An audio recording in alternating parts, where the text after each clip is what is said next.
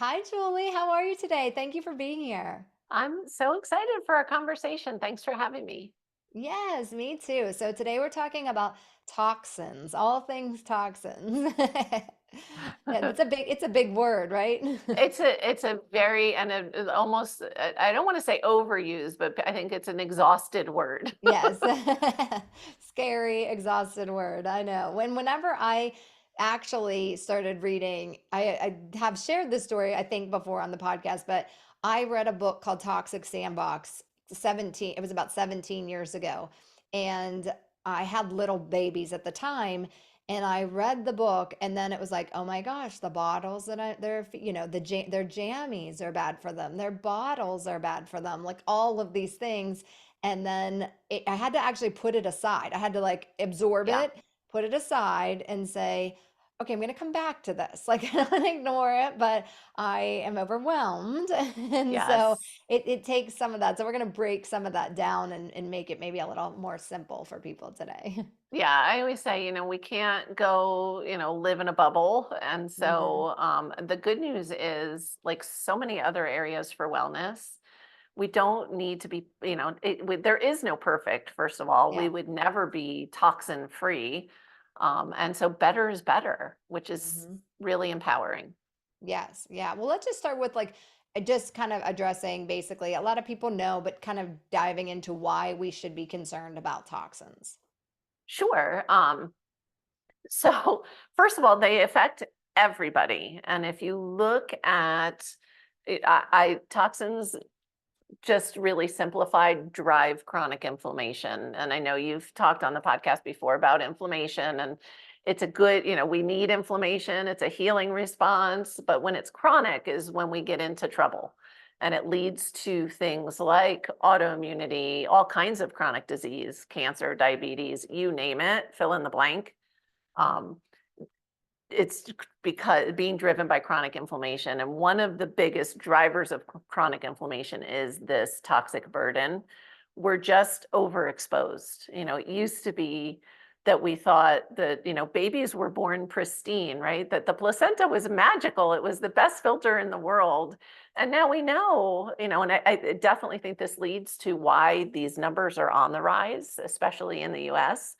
But babies are being born with a higher toxic burden, not to scare anybody. Mhm. Um, so it's not just, if you've lived on the planet for 100 years, you're going to be accumulating toxins. Like we're already kind of starting out sometimes a little bit in trouble, depending on mom's body.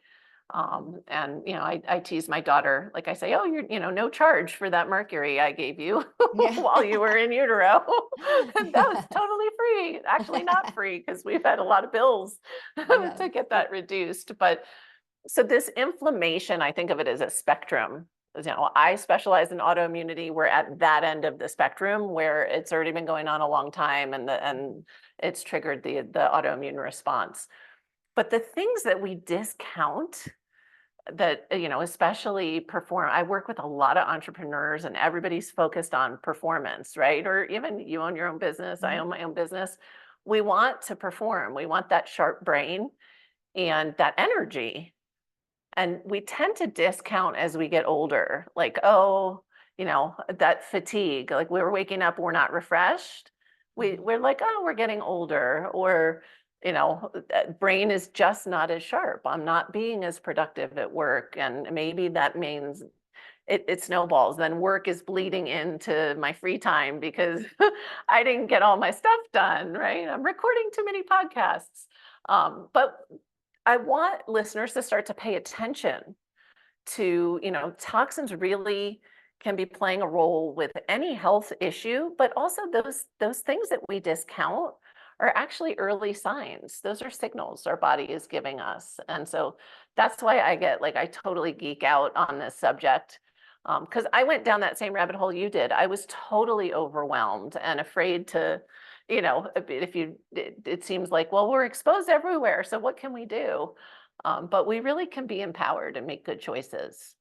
Yes, yes, that's great. And I want to just emphasize You don't if you are that tired, foggy person, you do not have to accept it because I Right. know, like you're saying, okay, it's not just normal. There are reasons, and we need to figure those out. Because I think that we can brush those things aside and just say, okay, we have excuses for why. But once we really find the roots of why they're happening, you don't have to Right. feel that way. So Yeah, you and I get to see that every day. it's not a normal body Hmm process. And if I can feel better at 54 than I did at 34, like hmm those things can reverse, which is why we have these conversations. Yes, exactly. So, where do you find the biggest toxic burden in an everyday life? Oh boy. First of all, and I would imagine many of your listeners are already beyond this, but if you're eating the standard American diet, you're eating a lot of processed foods, to me, those are those are toxins. So that's number one. I think it's one of the biggest inputs that we get if we're eating a lot of processed foods, fast foods, things like that. We're just getting actual toxins and then things that the body thinks are toxins because it doesn't recognize it as food. It's, the frankenfoods. So that's number one, but our that we can start to make changes and control. But if we look at what we're putting, on, in, and around our body, so we just went over the in, right? And Hmm that would include also water. That's a hmm huge one. People are Glyphosate. drinking. Yeah. Yeah, I Yeah. mean, I mean, it's hard because you're wanting to eat vegetables and fruits and things that are, but they're all sprayed too. So, I think a lot of people are struggling to find what is actually healthy for me and good for me when, it's always weighing the positives versus the negatives, and you should still eat right. those phytonutrients, but in a smart way. Right, and that's where, and I've heard you, give listeners the EWG puts out the Dirty Dozen and Clean 15 every year. So Mm-hmm. again, where we don't have to be perfect, right? Most of us can't afford to buy every single ingredient organic. We don't have to.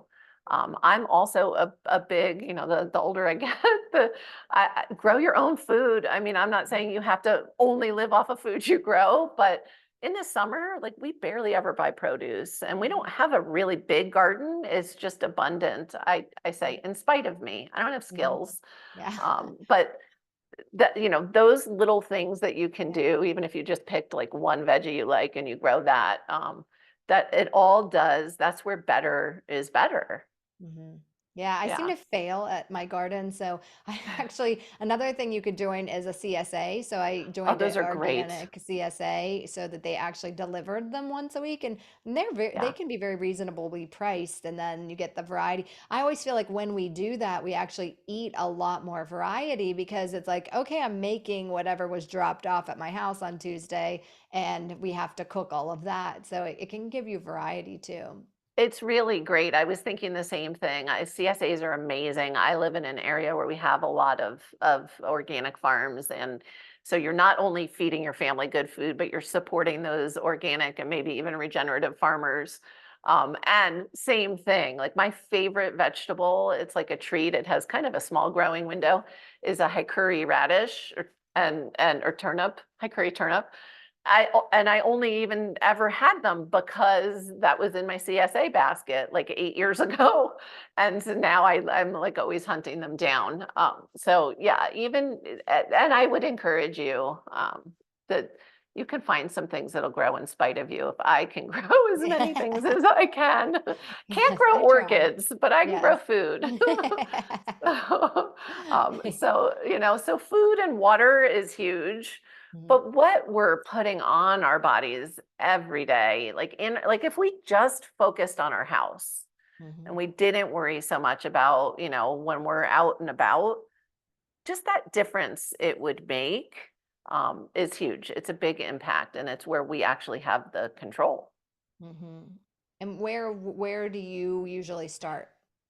I usually start with what's going on your body.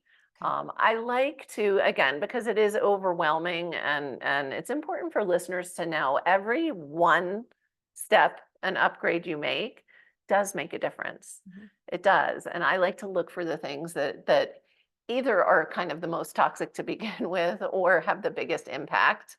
And so again, if we think about every single product we use on our body, that's a lot, right? So I start with like what your toothpaste.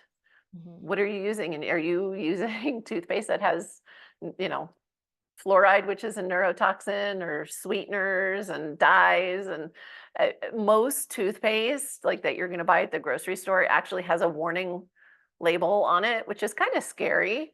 We're absorbing a lot through our mouth. So why that's even in our system is a whole nother podcast.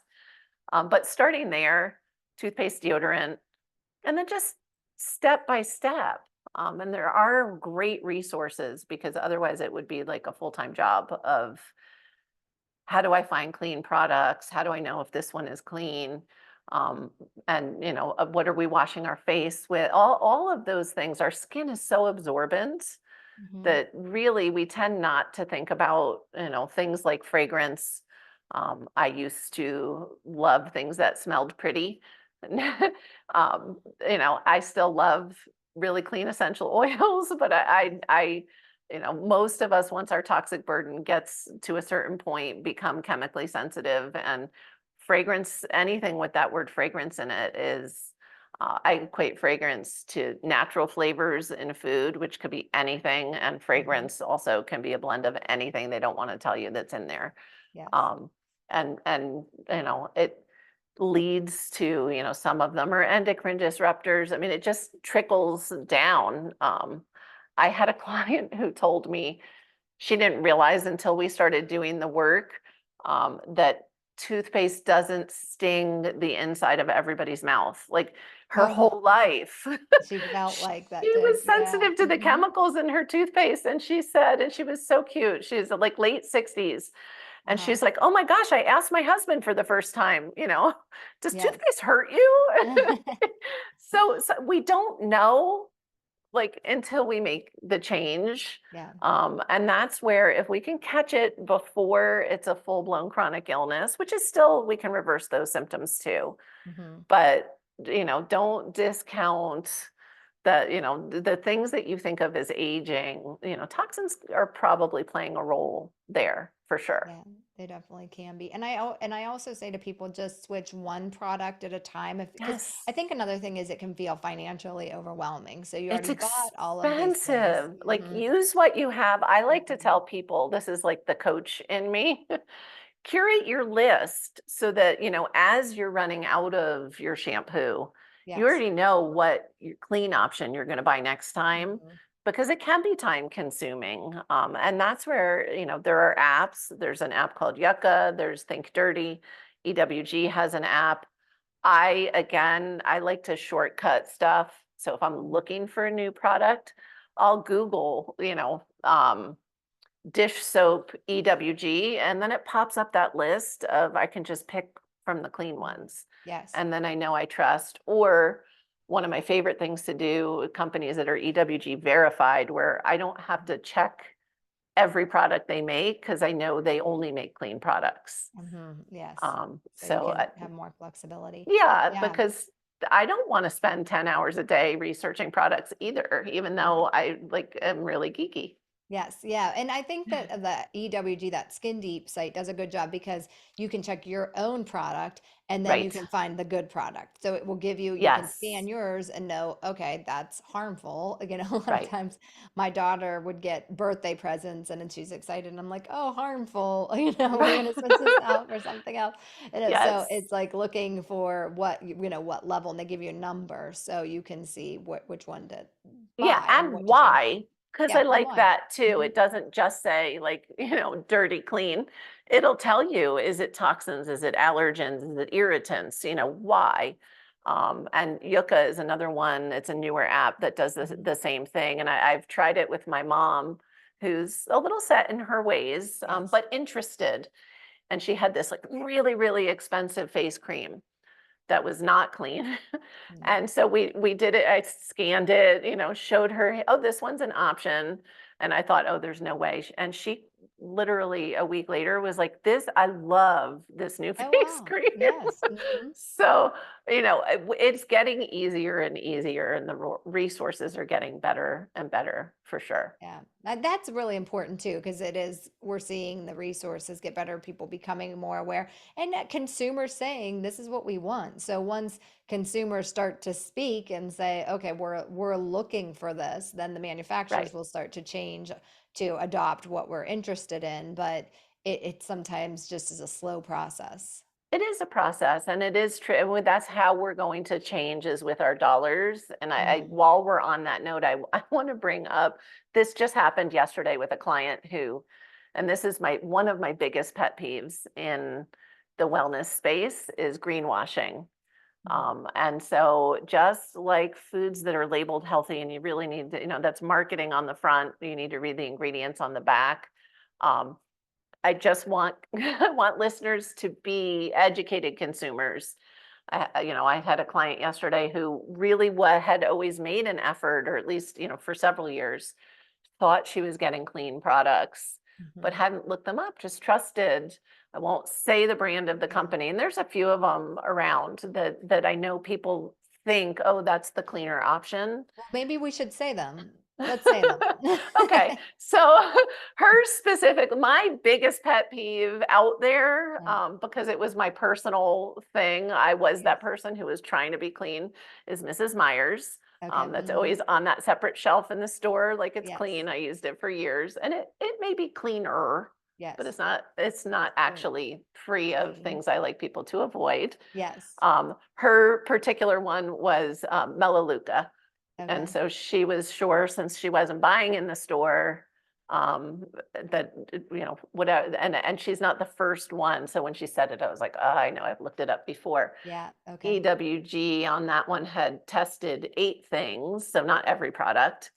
Hmm. 7 were an F and 1 was a D. So I was Okay. like, No. no. Yes, I know. But it's the if you're buying a product off the grocery store shelf and you're not aware and you're not thinking about it, that's one thing. It Hmm. just really upsets me that because there is a market. So manufacturers know buyers are getting more savvy and we're becoming more aware and we want cleaner products, but we need to make sure what we're buying, or Yeah. take the time and check EWG and make sure you're using something that's actually Yes. has not toxic. And it's just it's so pervasive. So in everything, like I remember I was with working with a group, and we were looking even at clean pans. So someone had bought these pans that were like labeled as green, clean, and then they were asking me, and I was looking up what they're actually made of, and I was like, oh no, this is not good for you.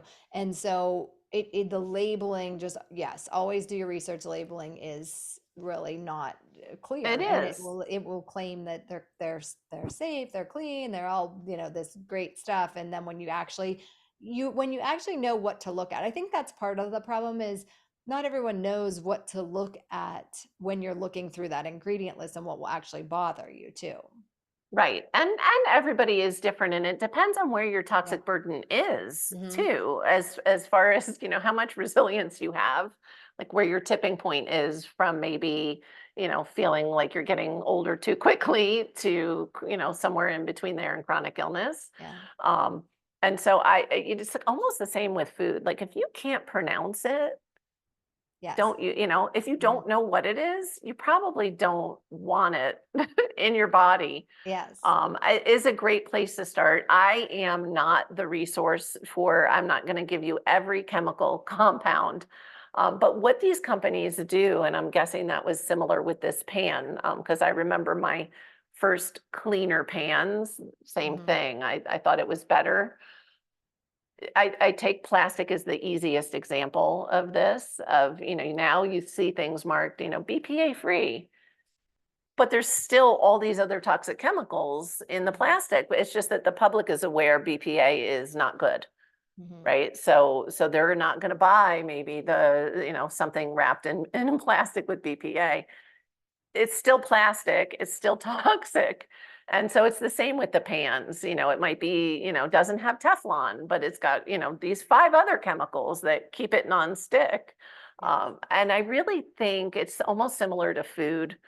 The closer to as food is grown and raised is how we should be eating it. It's the same thing with, pans and cleaning products and I mean they used to make soap out of fat. Like why do we need 20 chemicals in a bottle to feel like we're getting clean? So Yes. Yes. but the other place I like to start even within the home or like the where can you make one change and get huge impact? So like your laundry detergent, Mhm. if you changed one, cleaning product, everything you use touched your laundry detergent, the sheets you're sleeping on all night, all your clothes, your towels, like all of it. So just think about, okay, is this something I use every once in a while? Like put that at the bottom of the list. But Mhm. things like dish soap and detergent, those are big. Yeah. One thing I have people do too that you can do if you're not sure, you're like, I don't want to get rid of this. I feel like can I detach myself? Put it in a plastic airtight container and put it in your garage. So take those products that you're not ready to throw away, but you know you should be getting rid of them. Put them out in somewhere where you're not being exposed to them. You don't have like immediate access and see, okay, how, like you're saying, how am I doing without this? Like, oh yes, I didn't actually need that Clorox. I could use the more natural product and it cleaned fine. And some of those things, so it can be like a stepwise thing. Another place is air filters, adding air filters to your bedroom, like an air purifier in your bedroom, because you're Mhm. there overnight. So really to clean that air in the bedroom is always a good idea. I love it, and if you could do 2, then put 1 in the living Mhm. space also. Yes. Hmm. I'm a big we think, that, oh, outside in the city is where we're getting exposed to all the toxins, but it's, the toxic burden in our home is way more than it is outside, and newer homes are almost airtight. So air filters are huge, and if you can open a door or window for an hour a Hmm. day, really big impact in your air quality. Yeah, let's switch a little bit into Yeah. because you mentioned something, and I want to just move a little bit into this. So we need to bring up, which you did, that not everyone has the same toxic burden because we all detoxify differently. So we're looking Yes. at what's coming in and how well our unique genes and our bodies and Mhm. process those toxins. And so that's why we see this difference in people being, exposed a little and having big reactions versus like, hey, I'm fine and I'm not feel even though you're exposed, not feeling it. So can Right. we talk a little bit about things that we can add for detoxification? Some foods or some things people can start doing. Sure. And I love the you and I have that same approach of like, hey, let's add in. Like it's not always Hmm. about it's same with food, right? It's not Yeah. just avoid this list. It's what do we need? So we'll start, it would be the same for food or toxins. You want a lot of vegetables in your diet. I always say, and some people go even higher, but 6 to 9 cups of a variety of vegetables a day to work toward. Most people listening are probably like, what? Mhm. Um, but all those, micronutrients that we're getting in those veggies are really supportive. There are different substances that can help support detox pathways. A lot of I mentioned like endocrine disruptors. A lot of women will recycle their estrogen, and so if we think about like just the power of food, and then made into maybe a nutraceutical to strengthen it up. But something like DIM, which is made from broccoli extract, right, can help us clear extra estrogens, which can be like a toxin. So supporting liver. I always like to be really careful when I talk about supporting detox with people because people that maybe are, have certain detox pathway restrictions, we Yes. don't want to be dumping toxins into the blood and making you feel worse. So somebody like me, I call myself a collector. Uh-huh. Um, I have never met a toxin I didn't want to keep. Um, and so if I'm going to like boost, support liver and detox pathways, and I'm not going to bind that and get rid of it, I'm going to feel sicker. Hmm. And so I always like to say, starting with the basics is the best way, no matter what your genetics. Are you drinking enough water? Like we need to be urinating. You need to move your bowels, hopefully at least once a day, if not more. These are major detox pathways. Hmm. Sweating, and then movement, right? So many people, we just work too hard, we get sedentary, same in the autumn, either over exercising, under exercising, but our lymphatic system needs movement. You can't take a pill to get your lymphatic system moving. So though I start there, Hmm. because I don't like people to feel sick, and I'm not a big fan of like cleanses and things like that Yes. that move too much out too quickly. Hmm. And then some of us need extra supplementation just to even kind of keep our head above water. And so if you're already doing those good things, you mentioned genetics, sometimes those of us with some MTHFR SNPs, we're going to need methylated B vitamins, and we're going to need, things like NAC and glutathione to keep things moving. Hmm. But what I see a lot is so many people actually have the problem with excretion. And so, they're maybe taking those supplements for years and they're just recycling. Yeah, so you have to open drainage pathways before you do any type of true detoxification, because Yeah. if you're not opening the drainage pathways, then you're just, like you said, circulating the toxins. Yeah. And Starting with like food, so things like leafy greens and garlic and beets and berries and cruciferous vegetables and all of those good things. all of those good things. Hmm. And again, it's not about perfect, right? If you're like, wow, if you're still, if your vegetable is like you have a single vegetable as a side dish, kind of like old school, how at least I was raised, then just add one. And I love your idea of, and if it's get a CSA, try something new. I have a client actually, that's his homework this week, Okay. was when he goes to the store to pick out a vegetable he has never had before, just to start building in, Okay. to get that variety, because you look at what you just meant, like there is a big Yes. variety. And Yeah. variety is important too. So I think a lot of us get stuck on, oh, I eat vegetables, but I mean, I even do this. You have the ones you like, and it's easy to get those in because those are your go-tos. But then I have to stop and think, okay, you know what? I'm trying to eat a variety to get different nutrients and actually adding those in too. And I can say from personal experience, I feel, and people think, oh, you're a health coach, you do it all perfect. No, I don't. I still, these are things that we need to revisit. I know when I'm eating 9 cups of vegetables and I'm getting that mix of colors, the cruciferous, the things like garlic and mushrooms and high density nutrients, I feel different. Hmm. My energy is better, my brain works better. And so even when you're already doing it pretty well, an up level, you actually may notice the difference. Yes. Yeah. Well, this is all great information. Can you tell everyone where they can find more about you? Sure, the best place to find me is jm.coach. It'll lead you to all things Julie Michelson coaching. So links to social, links to my podcast, all the places. Oh, great. Well, thank you so much for joining us today, Joy. You're welcome. Have a great day, everyone.